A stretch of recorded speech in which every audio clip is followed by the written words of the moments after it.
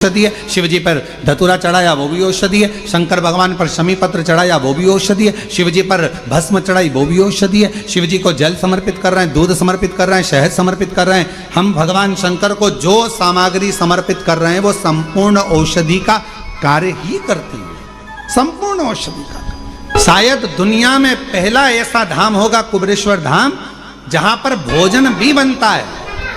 तो बाबा की जो बेलपत्र चढ़ती है उसी बेलपत्र को सब्जी में, खिचड़ी में, भोजन में उस बेलपत्र को उकाला जाता है, बनाया जाता है और आप तक पहुंचाया जाता है। वो औषधि बन जाए। लोग नहीं पहचान पाते, पर जो जानने वाले हैं, जो कोई व्यक्ति कहे कि औषधि, शमी के वृक्ष, बेलपत्र का वृक्ष, उसके नीचे की मिट्टी हो, उसके नीचे की रज हो, वो भी औषधि का कार्य करती है। जब किसी व्यक्ति को यूरिन से जुड़ी हुई प्रॉब्लम हो जाती है, उसको जब यूरिन से जुड़ा हुआ बहुत बड़ा रोग उत्पन्न हो जाता है, यूरिन नहीं आती है या यूरिन रुक जाती है या यूरिन उसकी निकलती ही नहीं, बाथरूम आती ही नहीं, उसको बहुत रुक रुक कर आती है या बाथरूम पूर्ण तरह से नहीं आती, तो उसको करा क्या जाता है? उसको जाओ शमी का वृक्ष, शमी के वृक्ष की नीचे की मिट्टी लाओ, शमी के वृक्ष की पत्ती लाओ, बाबा देवाधिदेव महादेव का अवधूतेश्वर नाम लेकर उसको अच्छा मिट्टी के साथ शमी की पत्ती को मल लो, थोड़ा गीला कर कर नाभि के नीचे उसको लगा लो। 5 मिनट के अंदर अच्छे से कितनी भी यूरिन रुक रही हो पर यूरिन निकलना प्रारंभ हो जाती है। उसको किसी चीज की जरूरत नहीं पड़ती, 5 मिनट लगता है बस, और 5 मिनट में यूरिन आना प्रारंभ हो जाता है।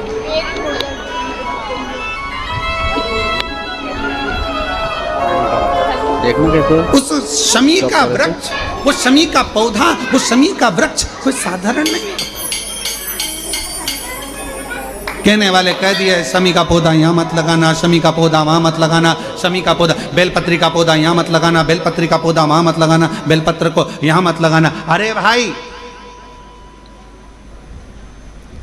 शमी का पौधा अगर तुम्हारे घर के अंदर है, शमी का छोटा सा पौधा यदि तुम्हारे घर के आंगन में है, शमी का छोटा सा पौधा या बेलपत्र का छोटा सा पौधा तुम्हारे यहाँ है, तुम्हारा घर का वास्तु दोष कितना भी बेकार हो, शमी का पौधा और बेलपत्र का पौधा सारे वास्तु को अच्छा कर देता है।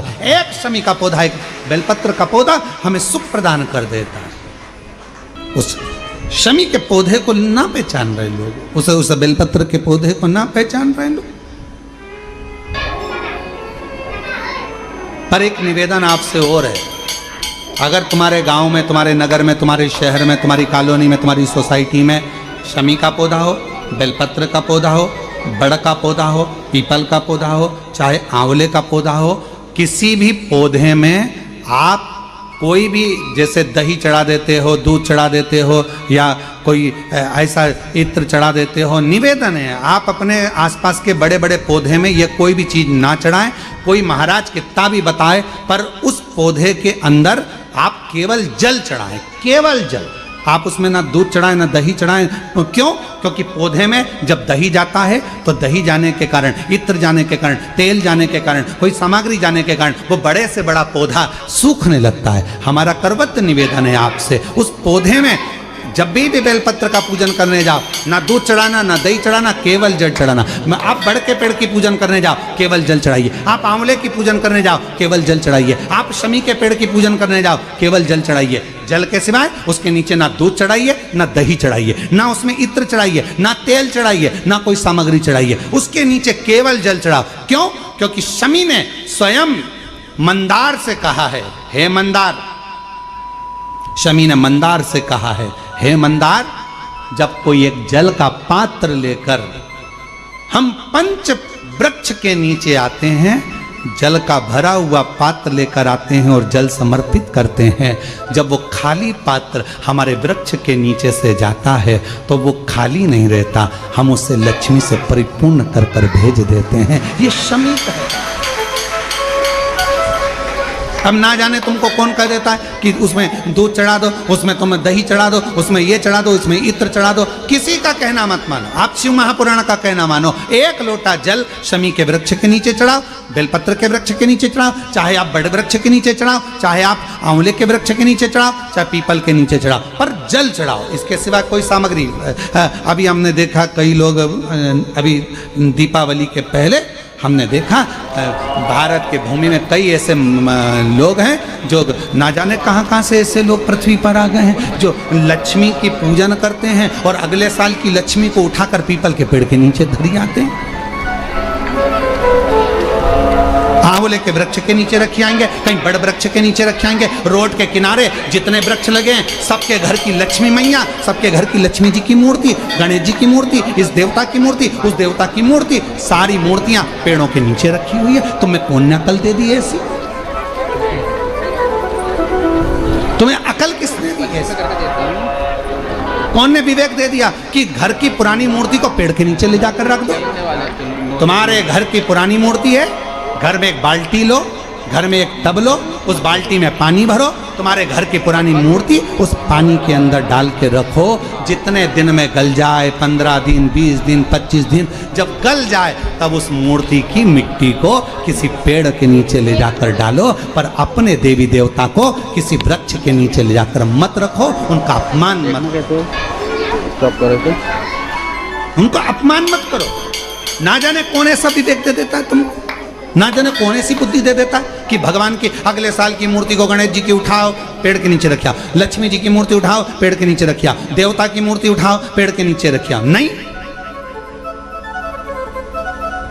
उस मूर्ति को अपने घर की पानी की बाल्टी में, पानी में उसको गलाओ, मिट्टी इकट्ठी हो जाए तब पेड़ में डाल लिया,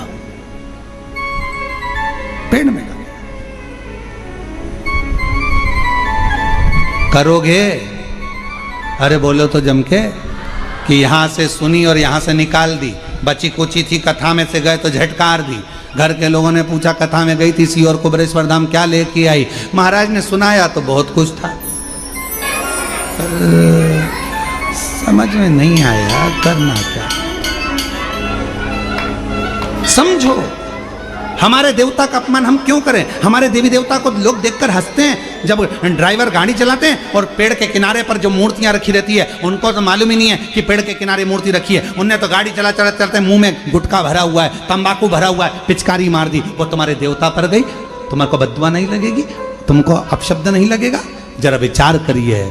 इसलिए पेड़ों के नीचे मूर्ति रखना बंद करिए, उस मूर्ति को घर में ही बाल्टी में गलाओ, मिट्टी तैयार करके वो पेड़ के नीचे चढ़ाओ, स्वीकार हो। हमारी बात का लोगों को बुरा जरूर लगेगा, लग जाए तो फिर भी, वैसे भी हमारी बात का बहुत बुरा लगता है, तो इस बात का भी अगर बुरा लगे तो मैं हाथ जोड़कर निवेदन करता हूँ, क्षमा करिए। पर हमारे सनातन धर्म पर कोई उंगली उठाए, हंसे, ये हमें स्वीकार नहीं है, ये हमें स्वीकृत नहीं है महाराज, ये स्वीकृत ही नहीं। शिव तत्व कह रहा, भगवान स्वीकार करें। शमी के वृक्ष के नीचे की मिट्टी और शमी की पत्ती, अवधूतेश्वर महादेव का नाम लेकर यदि यूरिन से जुड़ा हुआ कोई भी प्रॉब्लम होता है तो नाभि के नीचे गीली कर कर उस मिट्टी को लगाया जाए। 5 मिनट 7 मिनट 5-7 मिनट तो बहुत हो गए, 5 मिनट में आपको उसका फर्क दिख जाएगा। 5 मिनट यूरिन आना प्रारंभ। शमी के पत्र में वो बल होता, शमी के पत्र।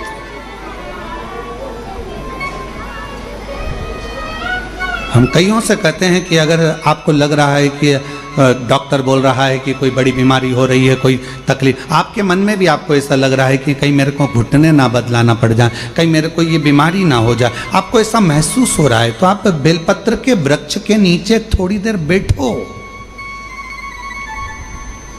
वहां की मिट्टी को अपने शरीर पर थोड़ा सा लगाओ और श्री शिवाय नमस्तुभ्यं, श्री शिवाय नमस्तुभ्यं,